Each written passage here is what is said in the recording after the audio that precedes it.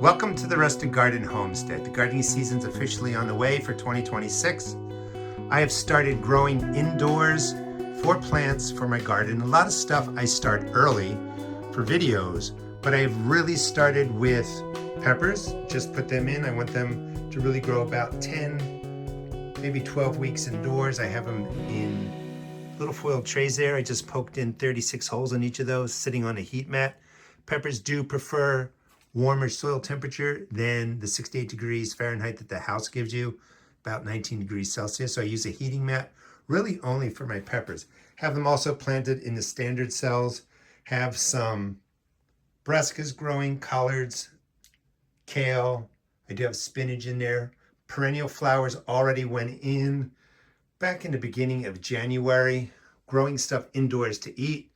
I've got tomatoes, spinach, some lettuce back there, pepper plant that I'm growing as an experiment. Changed up my growing area so that I have my standard lights.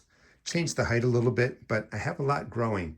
Also, I'm working with LetPot, L-E-T-P-O-T this year for mini grow stations. And the first space right here, well, the first little grow station was my test run. I just put in all kinds of different seeds, see what would grow, and it did really well. So I am working with them. I'll put information in the video description if you want to grow in something smaller like this, where you don't really have to set up something this large.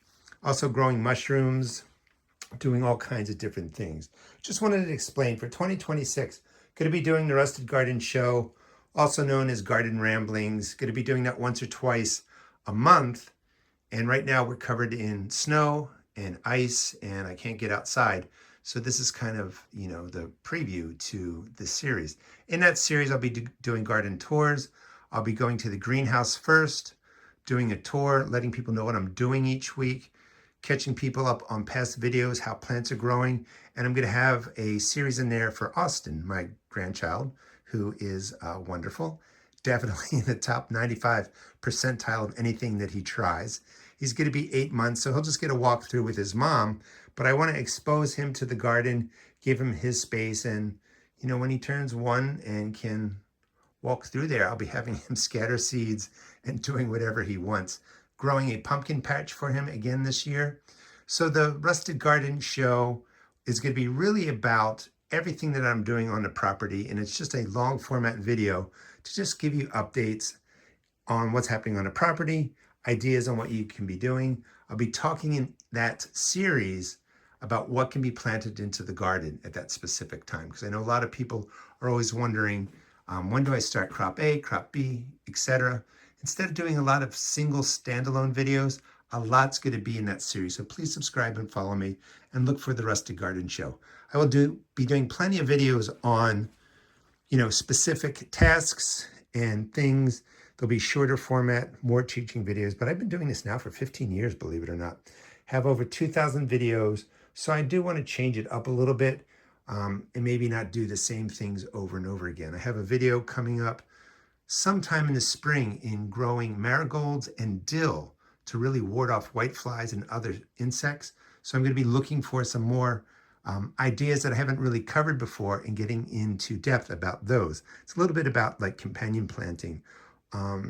Just FYI, companion planting is good for very specific targeted things. That's what I'm going to be talking about. There's no special plant that wards off, diseases and pests and werewolves and all that kind of stuff. If there were, we would know what that plant is. But French marigolds have a very powerful oil in them that repels insects. I'll be talking more about that.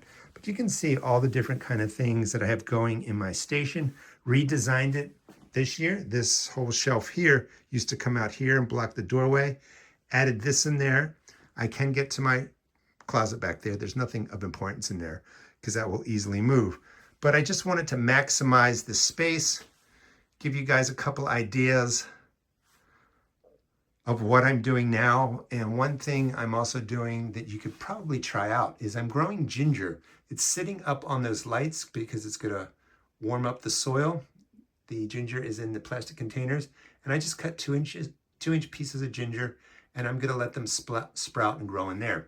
If you see my ginger videos before, you know ginger likes a good 10 months of grow time. We don't get that here in Maryland, so I'm sprouting it up there, get it to, grow maybe 2 months indoors, 3 months indoors, and then I'll transplant it outdoors. Taking, something away from this video now, if you're in Maryland Zone 7, over the next 2 weeks is a great time to get your peppers in. They can really manage indoors for a good, 10 weeks or so. Get them a little bit larger. And let me just end with showing you up close what's growing here in the LetPot grow station. These are tomatoes. I mean, these are beautiful transplants. I mean, I wouldn't let them grow this big because they're getting into the lights and getting a little bit damaged. But I really wanted to see how well this system worked. And I've got tomatoes, some peppers, basil growing in there. Also growing a pepper plant up here. I'm going to grow this as large as I can to get a plant out that has fruit and flowers on it, hopefully. But look how nice it is.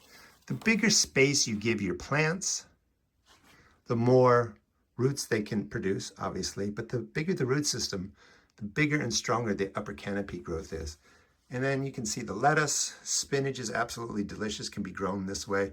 Check out my channel. I have videos on each of these that you're seeing. And I'm waiting for the Tiny Tim tomatoes to start, turning red. They're getting to size. Nice tomatoes in there. And then finally, after having this for 6 years, when I was talking in a video, like these plants were smashed up against the top. And I realized that with the metal shelf, you can just pop it up. I dropped this down a little bit, brought these lights went, closer to these, which is perfect for seed starting. But I ended up with more space here. So now I can grow these dwarf tomatoes and other plants under here perfectly. And they are really, really healthy.